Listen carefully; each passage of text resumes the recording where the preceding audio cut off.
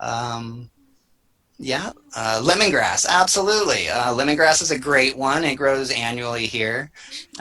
Easy to grow. You couldn't really kill it, and makes a fantastic tea. I would like to know, Cindy. Let me see Cindy's question. I didn't see it. Could you type it again? Let's see. In summer, any leafy greens I could grow in southern. Oh, yeah. Collard greens will actually grow through the summer up there in Georgia. They leafy greens. You're going to be out of all your chards, out of all your. You could do kales, but like I was saying, you're not going to want to have a whole lot of kales. Once you start moving into the sulfur butterflies, the caterpillars, if you get those infestations, you're really going to want to thin your kales out and kind of just take care of one or two kales versus trying to have a whole bunch of them. When should we get ready for fall planting? Ah, here we go. Okay, excellent. So let me answer this question. I will end on this one. Okay, so when to start? So, like I was saying, I usually shut my gardens down in March, April, and I'll do my cover crops, I'll do my cassavas, I'll do my plants that are really going to be productive through the summers. And then in about August, late August, I'll do all my greenhouse seeds. And that's where I'm starting all my chards, all my kales, all my peppers, all those plants that you want to basically, by the time you hit October, you already want flowers on those plants. You already want them ready to fruit. So the second they get into the ground, they're going to start producing for you. And here, the biggest thing is going to be the heat. So you're going to want to keep your greenhouse, keep them indoors. If you have like a nice little awning or something that you can start your seeds in, or if your greenhouse is really nice and shaded with good ventilation, that can work nicely. But usually late August is when I'll put my seeds in the ground to get them up. And then I bump them from seed flats to 4-inch pots, and then I'll let them grow there. So they're usually in there for about 2 months. So about in the seed flats for about 2 weeks, 4-inch pots for maybe a month and a half, and then they're ready for the garden in October. So hopefully that should answer that question.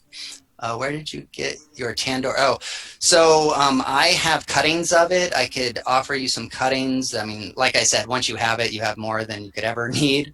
It's a sterile plant, so it actually doesn't grow from seed, because if it did, there'd be Tandoor cucumbers all over this planet. But they take from cuttings very nicely. So you just take propagations of them, put a couple cuttings in soil, and they'll grow very nicely.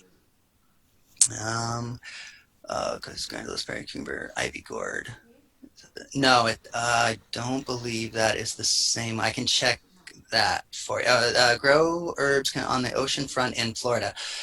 Pretty much all of them. The trick with the ocean is I recommend being on container gardens because of your salt spray. You'll get a lot of ocean salt air and the oil and saltwater intrusion up from the soil. So you're going to have a lot of issues with salinity on oceanfront. So as long as you're in containers, you can pretty much grow anything, especially if you're on a balcony. I mean, you can do all your thymes, your oreganos, pretty much everything. So that shouldn't be a problem for you. Um, all right. Thank you, Angela. So I think I did covered most of my summer gardening. I really appreciate everybody being on here. Yes, I'm trying to catch up to your question. Mints, yeah, you can't kill mints around here. Plant your mints. So thank you, everybody. Please feel free to check out terrymeir.com. Feel free to check out Sustainable Kashi, and you can email me if you want any cuttings.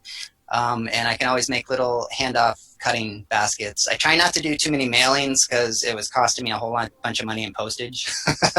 But if you're ever out in Sebastian, I'll definitely hand you off all the cuttings you want. So, and I'd love for you to come see what we're doing. Thank you, Terry. That was great information.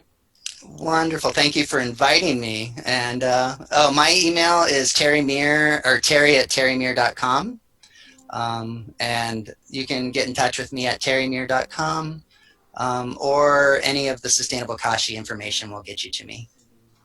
We also do a free permaculture class every Wednesday morning at 9 o'clock if you're interested in learning different permaculture topics.